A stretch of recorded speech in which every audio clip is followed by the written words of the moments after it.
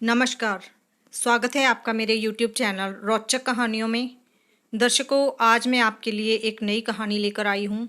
ये कहानी पारिवारिक है और इस कहानी में बिन माँ की बेटियों का क्या हश्र होता है और उनकी क्या दशा होती है, इसके बारे में पता चलेगा। और जिन बेटियों की माँ नहीं होती, उनके लिए उनके फादर का क्या रिएक्शन उनके लिए होता है।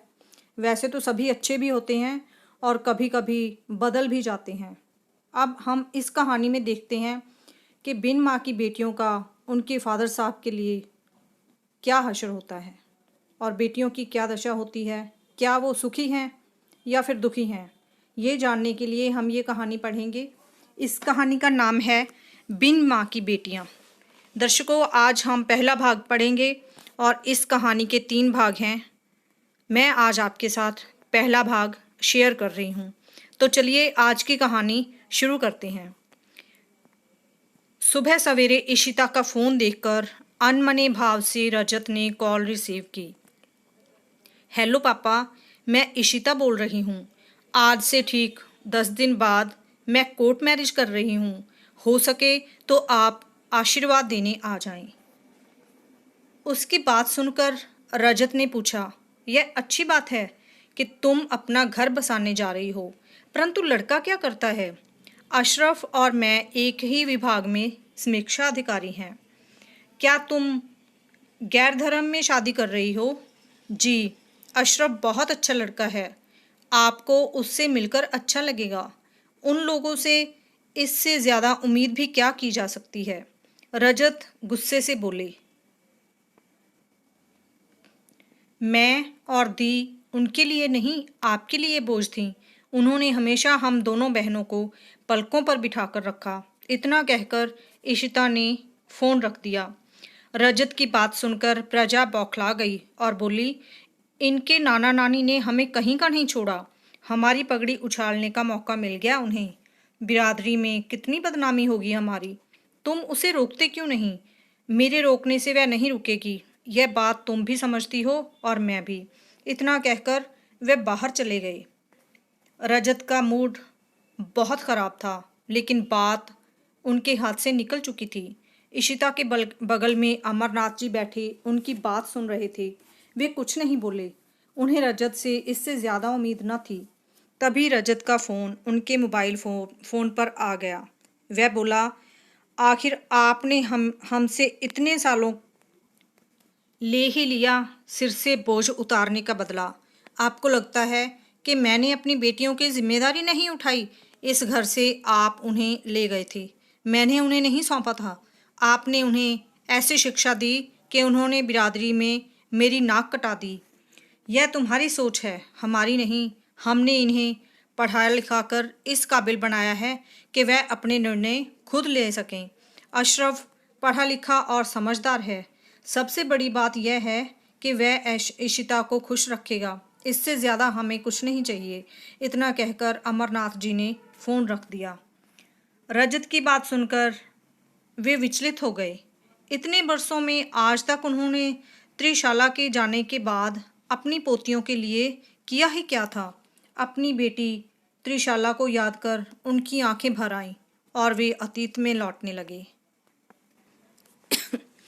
त्रिशाला के पति रजत एक कॉलेज में प्रवक्ता थे। वह शादी करके ससुराल पहुंच गई। अमरनाथ जी ने अपने समर्थ से अधिक इस शादी में खर्चा किया था। त्रिशाला की ससुराल में सब कुछ ठीक ठाक चल रहा था। शादी के 4 बरस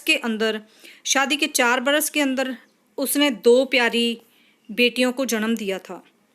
रजत के घर वाले इतने संकुचित नहीं थे कि लड़की के होने पर शोक मनाते। उन्होंने खुश होकर बच्चों का स्वागत किया था। त्रिशाला अपनी बेटियों का बहुत ख्याल रखती। देखते ही देखते वे तीनों 5 और 3 साल की हो गई थी। एक दिन अचानक सड़क पर दौड़ती हुई गाड़ी की टक्कर से त्रिशाला बुरी तरह से जख्मी हो गई और अस्पताल पहुंचते पहुंचते उसने दम तोड़ दिया। ये हम वो जो बच्चियां हैं उनकी माँ की मौत कैसे होती है उसके बारे में पढ़ रहे हैं। और यह कहानी इस माँ की उन बच्चियों की है जो बिन माँ के जिनकी परवरिश होती है, और उनकी माँ का नाम होता है त्रिशाला। तो आगे देखते हैं। इस अप्रत्याशित घटना से सभी बौखलाए हुए थे। कुछ ही पल में रजत और त्रिशाला की खुशियां उजड़ गईं। रजत का तो रो रो कर बुरा हाल था। रजत की माँ अपनी पोतियों का मुंह देखकर पछाड़े खा रही थी। अब इन बच्चों को कौन संभालेगा? अमरनाथ को तो जैसे सांप सूंघ गया था। इस दिन की तो उन्होंने जीते जी कल्पना भी नहीं की थी। यह सब सुनकर वे जड़वत हो गए थे। किसी तरह हिम्मत जुटाकर वे रमा के साथ बेटी की ससुराल पहुंचे थे। कहने को बहुत कुछ था, लेकिन वहां के हालात देखकर उनके मुंह से बोल तक न फूट सके। मन में जो कुछ भी था वह आंखों के रास्ते बह रहा था। बच्चों को देखकर रमा का कलेजा फटा जा रहा था। 3 साल की इच्छिता और 5 साल की शलाका को समझ नहीं आ रहा था कि उनकी मम्मी कहाँ चली गई।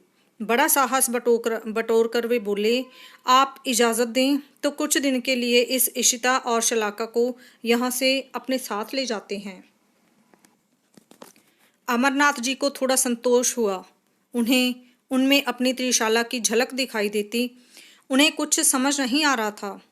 शलाका स्कूल जाने लगी थी। अमरनाथ जी ने उसे यहीं पास के एक स्कूल में दाखिल करवा दिया था। त्रिशाला इतना बड़ा घाव देकर चली गई थी जो भरा तो नहीं जा सकता था, लेकिन समय ने उस घाव पर मरहम ज़रूर लगा दिया था। वे दोनों नाना नानी के घर में खुश थी। वे कभी अपनी मम्मी को याद करती, पर अंजलि उन्हें बातों से बहला देती। वह इशिता और शलाका को बहुत प्यार करती थी। उसके साथ रहकर उन्हें मम्मी की याद कम ही सताती थी। महीने गुजर रहे थे। रजत की माँ नई बहू खोजने लगी थी। उनसे भी अपने बेटे का दुख देखा नहीं जा रहा था। जल्दी ही उन्होंने साधारण घर की प्रजा से सादे ढंग से रजत की दूसरी शादी करा दी थी और वह उनके घर की बहू बनकर आ गई।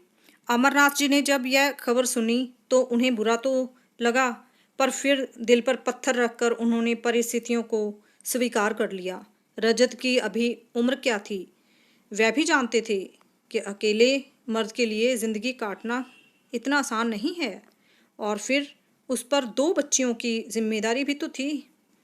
शादी के 1 महीने बाद रजत अपनी बेटियों से मिलने आए थे। बाबूजी ने पूछा, प्रजा कैसी है? उसे साथ नहीं लाए?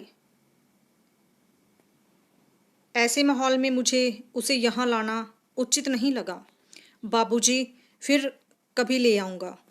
तुम ठीक कहते हो बेटा, जब मैं बच्चों को छोड़ने आऊँगा तब उससे मुलाकात भी कर दूँगा। बाबूजी, एक बात कहनी थी। कहो बेटा। मैं चाहता हूँ कि इशिता और शलाका अभी कुछ समय तक आप ही के पास रहे। प्रजा अभी परिपक्व नहीं है। पहले माँ के साथ घुल मिल ले, उसके बाद मैं बच्चों को आकर यहाँ से ले जाऊँगा। जैसी तुम्हारी मर्जी। इशिता और शलाका तो हमारे पास तुम्हारी अमानत हैं। जितनी जल्दी अपनी नई मम्मी के साथ घुल मिल जाएं, उतना अच्छा है। आप ठीक कहते हैं, रजत बोला। थोड़ी देर बातचीत कर रजत उसी दिन घर वापस लौट गया था। उसके बाद वहाँ कई महीनों तक वह नहीं आया। बस फ़ोन से ही खबर ले लेता था और निश्चित समय पर उनके लिए रुपए भेज देता। अमरनाथ जी के लाख मना करने पर रजत नहीं माना तो उन्होंने इशिता और शलाका के नाम खाता खुलवाकर रजत के भेजे हुए रुपए डाल दिए।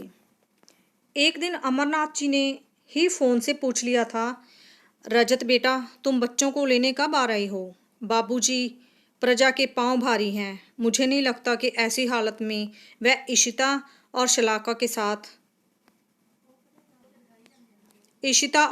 के साथ अपना ख्याल रख पाएगी। सब कुछ ठीक ठाक निपट जाए तो मैं आकर उन्हें ले जाऊंगा।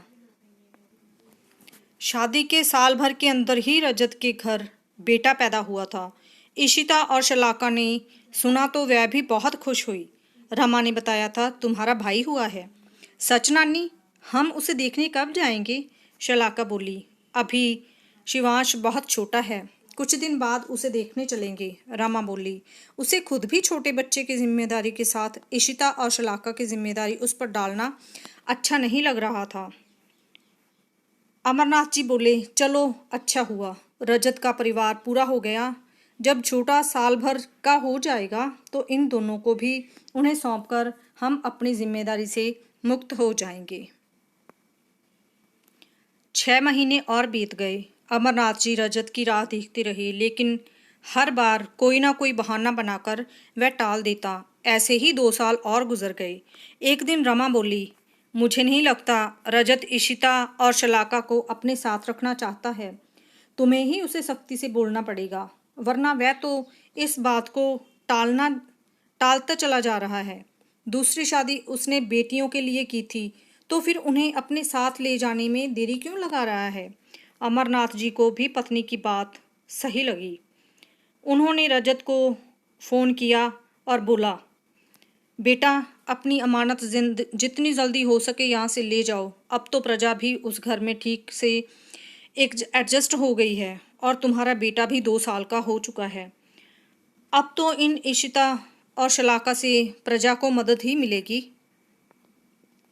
रजत अब बच्चों को ले जाने में आनाकानी न कर सका।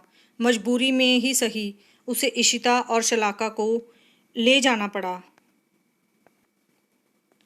भरे दिल से अमरनाथ जी और रमा ने उन्हें विदा दी।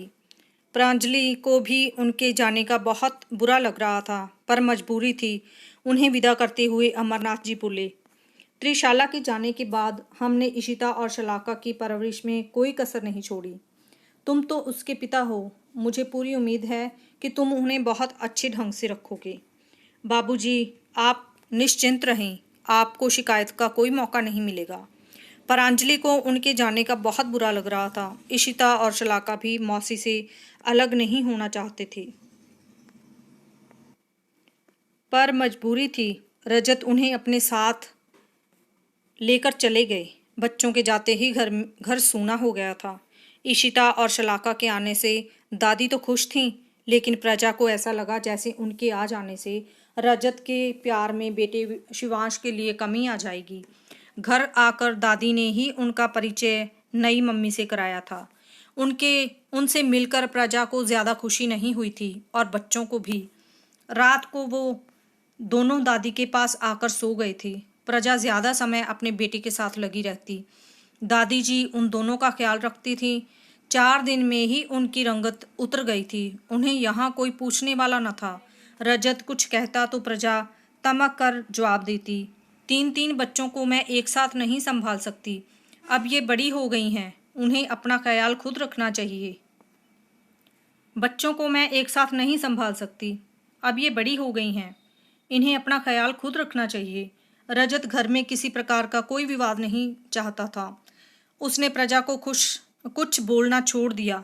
इशिता और शलाका जब सो गए थे, अमरनाथ जी को उनकी कोई खबर नहीं मिली थी। एक दिन अमरनाथ जी रमा के साथ बच्चों से मिलने उनके घर पहुंचे। तो दर्शकों, ये था पहला भाग। अब दूसरे भाग में आपको बाकी की कहानी सुनाऊंगी। यदि आपको मेरी ये कहानी अच्छी लगी तो प्लीज़ सब्सक्राइब कर लीजिएगा, लाइक ज़रूर कीजिएगा। कमेंट बॉक्स में ज़रूर बताएं कि यदि कोई बोलने में कमी हो या फिर कहानी में कोई कमी हो तो कमेंट बॉक्स में ज़रूर लिखें, मैं उसका ध्यान करूँगी। मुझे दीजिए आज्ञा, मिलते हैं इस कहानी के दूसरे भाग के साथ। धन्यवाद।